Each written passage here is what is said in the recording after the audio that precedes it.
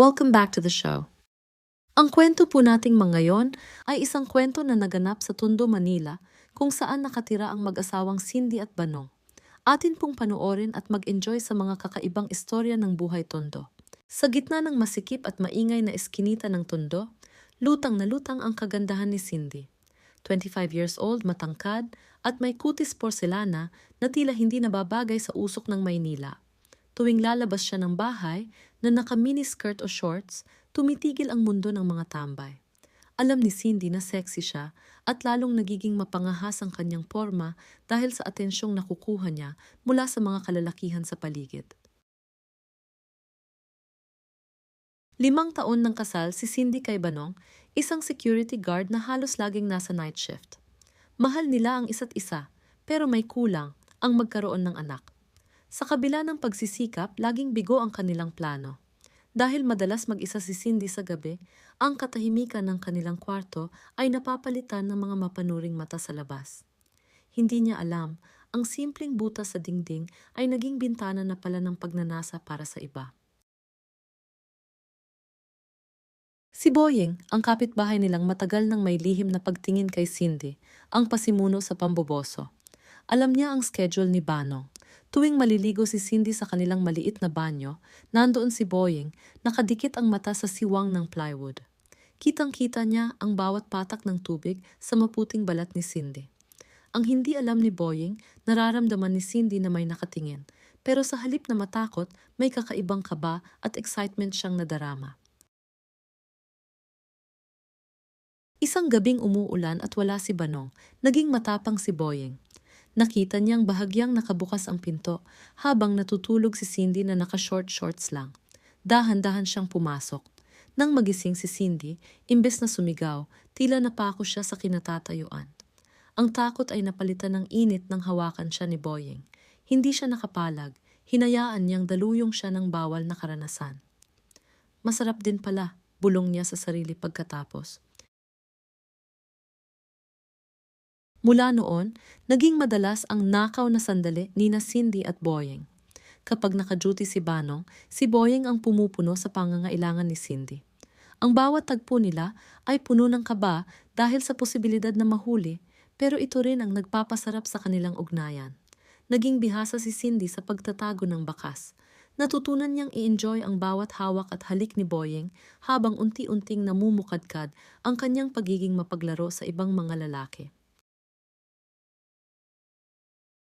Dumating sa Tondo si Isko, isang binatang galing probinsya. Bagaman bata pa, mabilis siyang nahawa sa gawin ng mga tambay. Isang hapon, nakita niyang nakasampay ang mga underwear ni Cindy. Hindi niya napigilang sumilip sa bintana habang nagbibihis ang dalaga. Alam ni Cindy na nandoon si Isko. Imbes na magkumot, mas lalo pa niyang ibinandera ang kanyang alindog. Na-realize ni Cindy na ang pagiging sentro ng pagnanasa ng mga lalaki ay nagbibigay sa kanya ng kakaibang lakas. Bakit ako nag-e-enjoy? Tanong ni Cindy sa salamin. Alam niyang mali, pero ang adrenaline na dulot ng pamboboso sa kanya ay tila bisyo na hindi niya matalikuran. Habang tinitingnan ang kanyang mapuputing hita, naisip niya na sayang naman kung si Banong at Boyeng lang ang makakakita nito. Ang bawat sulyap ni Isko at ng iba pa ay nagpapataba ng kanyang puso. Unti-unti, ang hiya ay tuluyan ng napalitan ng mapangahas na pagnanasa na ibahagi ang kanyang kagandahan. Naging bansag sa eskinita ang tilapia ni Cindy, isang code name ng mga lalaki para sa kanyang pagkababae. Hindi lang pala si Boyeng ang nakikinabang. Isang gabi, pinagbigyan niya si Isko sa likod ng kanilang bahay. Ang bata at masiglang katawan ni Isko ay nagbigay ng bagong sensasyon kay Cindy. Doon niya napatunayan na handa siyang tikman ng kahit sino, basta't marunong itong humanga sa kanyang ganda. Ang laro ay lalong naging mapanganib at kapanapanabik. Hindi rin nakaligtas ang 60-year-old na si Lolo Tasio. Sa kabila ng edad, matipuno pa ang katawan nito dahil sa dating trabaho sa pier. Isang araw, nagkunwaring hihingi ng tulong si Cindy sa pagkumpuni ng gripo. Sa loob ng banyo, doon nangyari ang hindi inaasahan. Ang karanasan ni Lolo Tasio ay nagbigay ng ibang klaseng init kay Cindy. Kahit matanda na, may bagsik pa ang lolo na nagpahina sa mga tuhod ng dalaga. Lahat ay tila nalulunod sa alindog ni Cindy. Sina Toto at Pepoy, ang magkaibigang laging nakatambay sa kanto, ay nakisali na rin sa piging. Nabalitaan nila ang kabaitan ni Cindy. Isang hapon habang namamalengke si Cindy, hinarang siya ng dalawa. Sa isang abandonadong bodega, malapit sa Riles, sabay na nasiyahan ang dalawa sa tilapia ni Cindy. Walang pag-aalinlangan, walang takot. Para kay Cindy, ang bawat lalaking dumadaan sa kanya ay parang tropeo ng kanyang pagiging reyna ng tondo. Mahirap pagsabayin ang pagiging butihing asawa at ang pagiging mapaglarong babae. Tuwing uuwi si Banong mula sa duty, handa si Cindy na gampanan ang kanyang tungkulin. Masuyo siya, maalaga, at tila walang bahid ng dumi. Hindi alam ni Banong na ang asawang yakap-yakap niya ay katatapos lang makipagtagpo sa iba. Ang kasanayan ni Cindy sa pag-arte ay naging perpekto. Para sa kanya, ito ang perfect setup.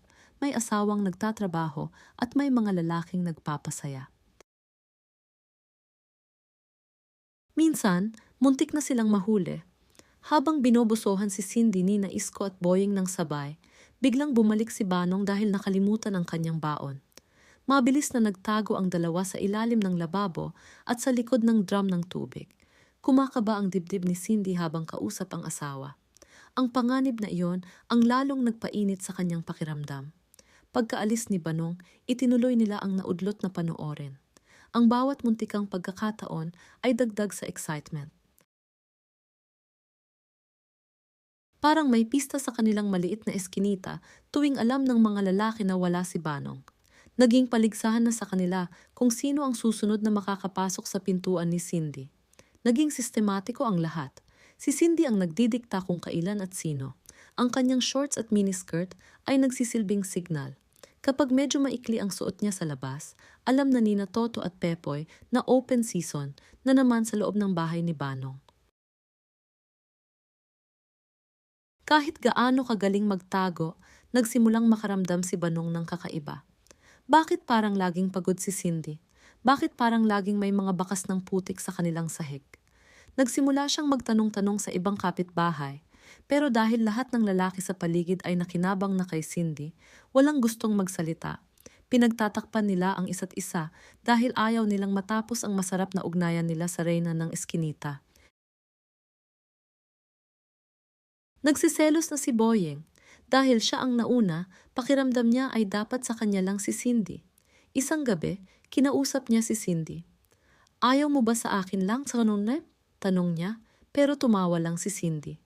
Para sa kanya, ang kalayaan niyang pagbigyan ng lahat ang nagbibigay sa kanya ng tunay na ligaya. Hindi niya kayang makulong sa isang lalaki lang, kahit pa kay Banong. Ang pagnanasa ng marami, ang tunay na nagpapatibay sa kanyang kumpiyansa sa sarili. Isang gabi, naging sobrang mapangahas si Cindy. Pinagsabay-sabay niya sina Isko at Toto sa loob ng kanyang kwarto. Ang kaba ay nasa rurok dahil alam nilang anumang oras ay pwedeng kumatok si Banong. Ngunit ang tensyon ang nagpalakas ng kanilang pagnanasa. Sa bawat ungol na pilit nilang itinatago, nadarama ni Cindy ang rurok ng kanyang pagkababae. Siya ang sentro, ang diyosa ng mga lalaking handang gawin ang lahat para lang matikman ang kanyang tilapia. Nagdesisyon si Banong na mag-undertime sa trabaho dahil masama ang kanyang pakiramdam. Pagdating sa tapat ng bahay, napansin niyang maraming tsinelas sa labas. Dahan-dahan niyang kinuha ang kanyang susi. Ang tibok ng puso ni Banong ay tila tambol. Habang pinihit ang doorknob, narinig niya ang tawanan at mahihinang boses sa loob. Hindi niya akalain na ang bahay na itinuring niyang templo ng kanilang pagmamahalan ay naging pugad na pala ng lihim na gawain. Bumukas ang pinto at tumambad kay Banong ang katotohanan. Nandoon sina Boying at Isko kasama si Cindy na tila hindi man lang nagulat. Sa halip na umiyak, tumayo si Cindy ng may dignidad, suot ang kanyang paboritong miniskirt. Nagdilim ang paningin ni Banong at hinawakan ang kanyang service firearm. Ngunit bago pa siya makakilos, nagsalita si Cindy. 5 taon, Banong. 5 taon tayong walang anak. Dito, pakiramdam ko buhay na buhay ako. Inamin ni Cindy ang lahat. ang pambuboso, ang pagpasok ni Boying at ang kasiyahang nakukuha niya sa atensyon ng iba. Sinabi niya kay Banong na ang kakulangan nila bilang mag-asawa ang nagtulak sa kanya sa bisig ng marami. Lahat sila, Banong, pinaparamdam sa akin na ako ang pinakamagandang babae sa mundo. Sambit niya. Napaluhod si Banong. Ang sakit ay mas matindi pa sa tama ng bala. Ang asawang akala niya ay banal, ay siya palang reyna ng lihim na pagnanasa. Sa halip na magwala, tila nawalan ng lakas si Banong. Mahal niya si Cindy, pero hindi niya matanggap ang katotohanan. Ngunit nang tingnan niya ang mga lalaki sa paligid, nakita niya ang takot at respeto sa kanilang mga mata para kay Cindy. Isang kaisipan ang pumasok sa kanyang isip. Kung hindi niya kayang ibigay ang lahat ng kailangan ni Cindy, baka nga ito ang kapalaran nila sa tundo. Isang baluktot na ideya, pero ang pag-ibig niya ay higit pa sa pride. Nagkaroon ng kakaibang setup sa bahay ni Banong at Cindy. Pinayagan ni Banong na ituloy ni Cindy ang kanyang pakikipagtagpo sa iba sa isang kondisyon. Dapat alam niya at dapat may bahagi pa rin siya sa buhay ng asawa. Naging kukold si Banong sa sariling pamamahay. Ang sakit ay napalitan ng kakaibang excitement habang pinapanood ang kanyang asawa na hinahangaan at tinatamasa ng ibang lalaki. Ang tundo ay naging saksi sa kakaibang relasyon nila.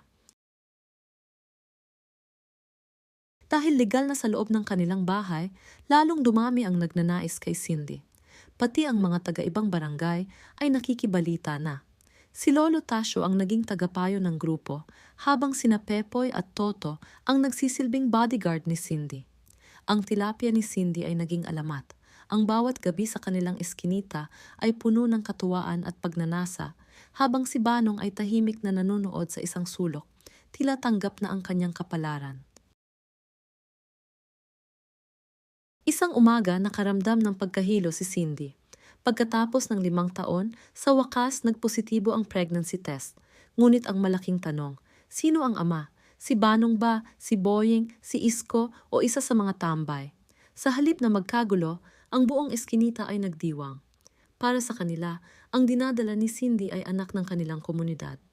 Lahat sila ay nangakong mag-aambag para sa kinabukasan ng bata. Ang tilapia ni Cindy ay nagbunga na rin sa wakas. Kahit buntis, hindi nawala ang kamandag ni Cindy. Lalo siyang naging blooming at kaakit-akit. Ang kanyang mga shorts ay pinalitan ng mga maternity dress na lalong nagpapakita ng kanyang hubog. Si Banong ang naging pinakamasayang ama, kahit hindi sigurado sa dugo. Ang mahalaga sa kanya na natili sa piling niya si Cindy. Ang bawat lalaki sa eskinita ay may kani-kaniyang tungkulin sa pag-aalaga sa kanilang reyna. Ang tondo ay hindi na lang basta lugar, ito ay kaharian ni Cindy. Sa huli, naging masaya ang lahat sa kanilang hindi pangkaraniwang sitwasyon. Si Cindy, ang 28 anyos na babaeng taga-tondo, ay nahanap ang kanyang tunay na kaligayahan sa gitna ng pamboboso at bawal na pag-ibig. Habang nakaupo siya sa tapat ng kanilang bahay, suot ang isang hapit na damit, alam niyang marami pa ring mata ang nakatingin. Ngumiti siya sa dilim. Ito ang kanyang buhay, ito ang kanyang kwento. Sa tondo, ang tilapia ni Cindy ay mananatiling buhay sa alaala ng bawat lalaki. Maraming salamat po sa inyong panunood. Sana po ay nag-enjoy kayo sa kaiibang istorya ng kwento na ito. Once again, mag-like naman kayo at mag-subscribe. Lalong mas maganda kung kayo ay magtatanong at mag-iiwan ng comment at ito po ay aking sasagutin.